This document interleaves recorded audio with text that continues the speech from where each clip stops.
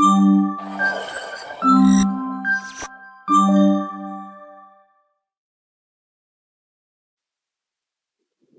everyone and welcome back to this channel. So in this video हम लोग Gaussian random variable को देखेंगे. Basically कोई भी रैंडम वेरिएबल कैसे पता लगेगा कि वो गॉसियन है या नहीं, वो चीज देखेंगे.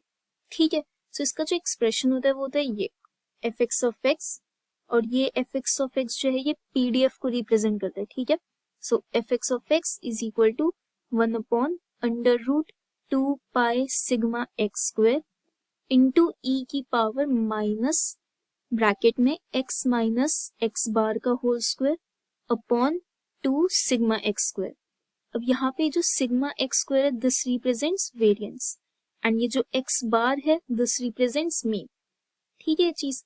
अब फॉर एग्जांपल तुम लोगों को क्वेश्चन में गॉसियन रैंडम वेरिएबल की पीडीएफ की कुछ वैल्यू गिवन है.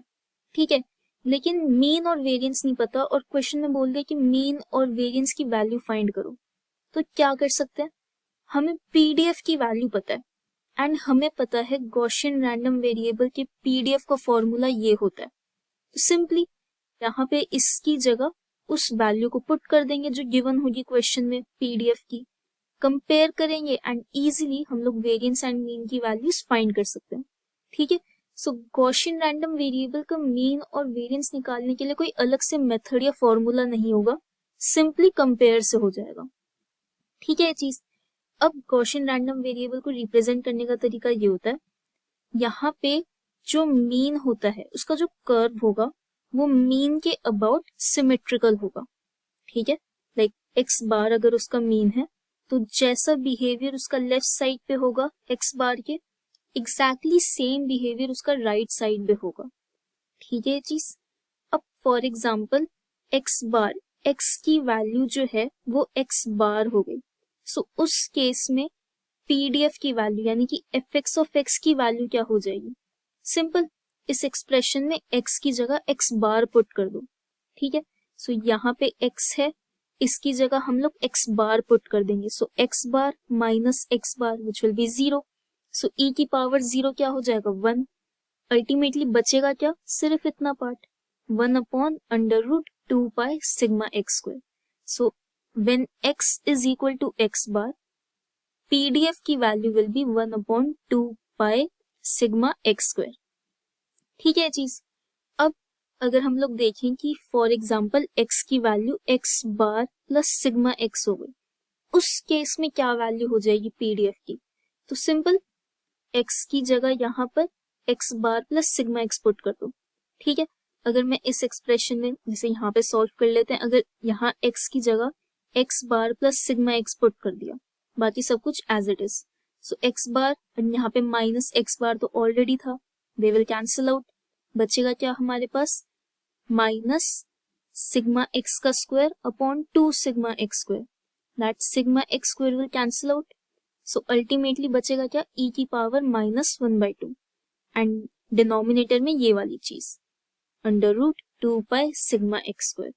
सो जब x की value x bar plus sigma x होगी, उस केस में जो पीडीएफ की वैल्यू होगी वो ये हो जाएगी. यहाँ पे e की पावर -1/2 जो है वो रफली 0.606 होगा एंड डिनोमिनेटर तो एज इट इज रहेगा. So it will B 0.606 upon √2 pi sigma x square. ठीक है चीज. आई होप ये क्लियर हो जाएगा कि ये कैसे सॉल्व करा. सिंपल इस x की जगह x bar plus sigma x put करो, कैंसिल आउट हो जाएंगी वैल्यूज, सिर्फ इतना एक्सप्रेशन बचेगा. ठीक है. ओके. अब मैंने अभी भी बोला था दैट मीन के अबाउट ये सिमेट्रिकल होता है, तो जैसा बिहेवियर राइट साइड पे होगा वैसा ही बिहेवियर लेफ्ट साइड पे होगा. तो अगर x bar plus sigma x पे कुछ वैल्यू आ रही है तो एग्जैक्टली सेम वैल्यू आएगी x बार माइनस सिग्मा x पे.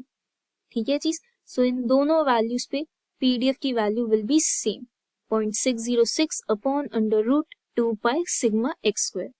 ठीक है चीज. एंड वन मोर थिंग, जो गॉसियन रैंडम वेरिएबल होता है उसका जो कर्व होता है वो बेल शेप्ड होता है. ओके. एंड इसको लिखने का तरीका ये होता है, इसको बोलेंगे कैसे कि जो x है वो एक गॉसियन रैंडम वेरिएबल है और ब्रैकेट में दो वैल्यूज हमेशा गिवन होंगी. First value represents mean and second value represents variance. ठीक है ये चीज, जैसे एक सिंपल से एग्जांपल ले लेते हैं, यहाँ पे हमें ये चीज गिवन है, so this 0 will represent the mean and 1 will represent the variance. ठीक है ये चीज। अब अगर हम इसी को प्लॉट करें यहाँ पर तो वो कुछ इस तरह से दिखेगा। फर्स्ट थिंग जो हमें पता है बेल्ट शेप्ड होनी चाहिए, तो ये बेल्ट शेप्ड है। सेकेंड थिंग हमें क्या पता है, मीन के about it should be symmetrical. Mean क्या है 0, सो 0 के अबाउट सिमेट्रिकल, यानी कि जैसा लेफ्ट साइड पे बनेगा एग्जैक्टली सेम राइट पे होगा। सो इसलिए ये कर्व कुछ इस तरह से दिखेगा। ठीक है, अब वैल्यू पता है, ठीक है, मुझे वेरिएंस की वैल्यू पता है, सो मैं क्या कर सकती हूँ, इस पॉइंट पे पीडीएफ क्या होगा वो फाइंड कर सकते हैं। पीडीएफ का फॉर्मूला हमें पता है for Gaussian random variable, and हमें ये भी पता है mean is 0, variance is 1। Mean क्या है, यहाँ पर एक्स बार की जगह 0 पुट करो एंड वेरिएंस यहाँ पे दोनों जगह पे 1 पुट करो, सॉल्व करो, सिंपल आंसर मिल जाएगा। यहाँ पे ये 1 है तो ये तो 1/√2π रह जाएगा।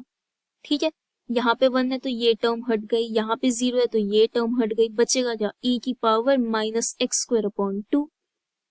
ठीक है, सो अल्टीमेटली पीडीएफ क्या हो जाएगा, एट x = 0 1/√2π e⁻⁻x²/2।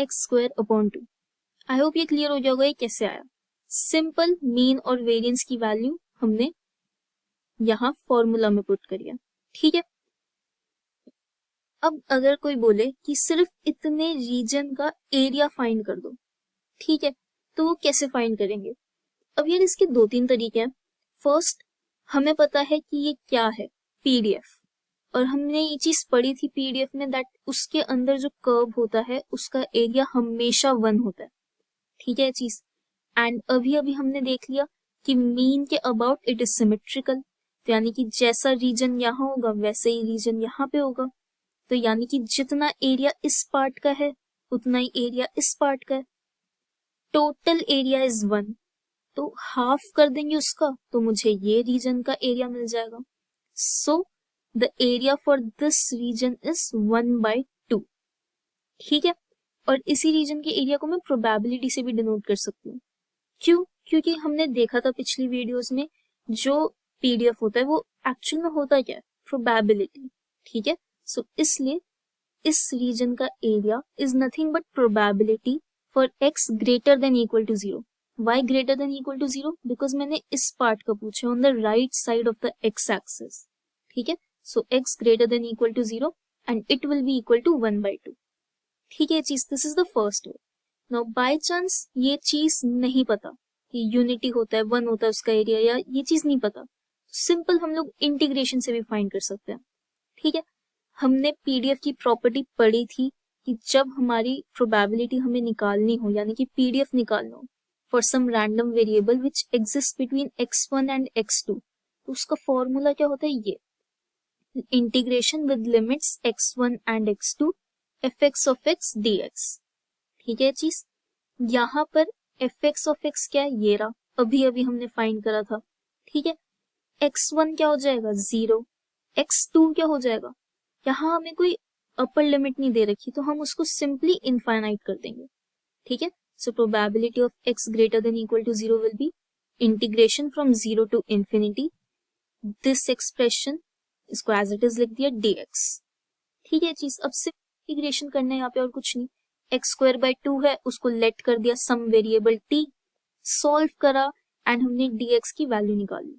ठीक है, यहाँ पर x² एंड dx, इसको रिप्लेस कर दिया विद t। ठीक है, हमें कुछ इस टाइप का एक्सप्रेशन मिल गया।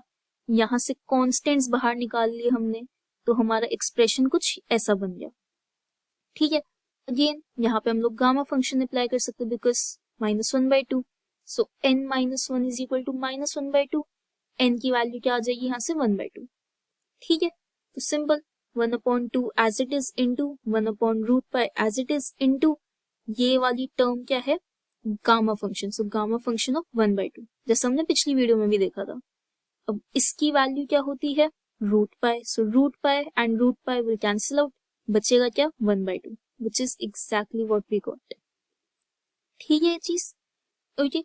सो एक तरीका ये भी होगा यहाँ पे फाइंड करने का।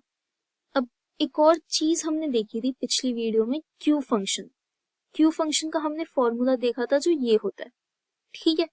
अब चाहे क्यू फंक्शन हुआ, चाहे कॉम्प्लीमेंट्री एरर फंक्शन हुआ, चाहे एरर फंक्शन हुआ, कुछ भी हुआ, हम उन सब की values at 0, at minus infinity, at infinity निकाल सकते हैं इजीली। एक्स की जगह बस इनको पुट करते चलो एंड निकालते चलो आंसर, ठीक है। जब मैं यहाँ पर एक्स की वैल्यू 0 करूंगी, सॉल्व करूंगी, I will get the answer as 1/2। Similarly जब माइनस इन्फिनिटी रखेंगे तो 1 मिलेगा, जब इन्फिनिटी रखेंगे तो 0 मिलेगा। अब इसका फायदा क्या है, यहाँ पे ये जो क्यू फंक्शन है, इस एक्सप्रेशन को देखो, ये इसका फॉर्मूला है, ठीक है। अभी हमने एक इंटीग्रेशन सॉल्व करा, और जो वो इंटीग्रेशन सॉल्व करा वो ये था, ठीक है। इस एक्सप्रेशन को कंपेयर करो इस एक्सप्रेशन से, ये एग्जैक्टली सेम है, इनमें कुछ भी फर्क नहीं है। 1/√2π integration x to infinity e⁻² dy। 1/√2π ये तो बाहर आ जाएगा बिकॉज कांस्टेंट है। Integration 0 to infinity e⁻² dx exactly same है जो यहाँ लिखा है, बस वेरिएबल का अंतर है, एक जगह x है एक जगह y है, बाकी तो सब कुछ सेम है ना। अब यहाँ पर होना क्या था, हमें इसकी वैल्यू निकालनी थी फॉर लोअर लिमिट 0, ठीक है। फॉर लोअर लिमिट 0 हमें इसकी वैल्यू निकालनी थी, ठीक है। अब मेरे को पता है कि क्यू फंक्शन की value for this particular value of x is equal to 1/2। So ये पूरा इंटीग्रेशन सॉल्व करने की जगह हम लोग डायरेक्ट 1/2 भी लिख सकते थे अगर हमें इन एक्सप्रेशंस की वैल्यू याद होती तो, ठीक है। ये चीज बेसिकली इनका फायदा क्या होगा कि instead of solving this complete integration हम लोग डायरेक्ट वैल्यूज लिख सकते हैं, ठीक है। बस वो कंपेयर करना होगा कि किससे मैच कर रहा है हमारा एक्सप्रेशन जिसको हमें सॉल्व करना है, ठीक है। जिससे मैच कर जाए उसकी वैल्यू डायरेक्ट लिख लो, ठीक है ये चीज। सो आई होप ये क्लियर हो जाएगा होगा कि Gaussian random variable first of all होता क्या है, उसका पीडीएफ का फॉर्मूला, उसका कर्व किस तरह से होता है, उसको सॉल्व कैसे करते हैं, ठीक है। एंड ये क्यू फंक्शन की बात की, यहाँ पे क्या काम है क्यू फंक्शन का, ठीक है। बस सिंपल सी चीज है, अगर कंपेयर करेंगे तो वो एग्जैक्टली सेम था इससे। सो ये सॉल्व करने की जगह, इतनी मेहनत करने की जगह हम डायरेक्ट 1/2 लिख सकते थे, ठीक है चीज। सो आई होप ये पूरा क्लियर हो जाएगा। So this is it for this video and I will see you in the next one.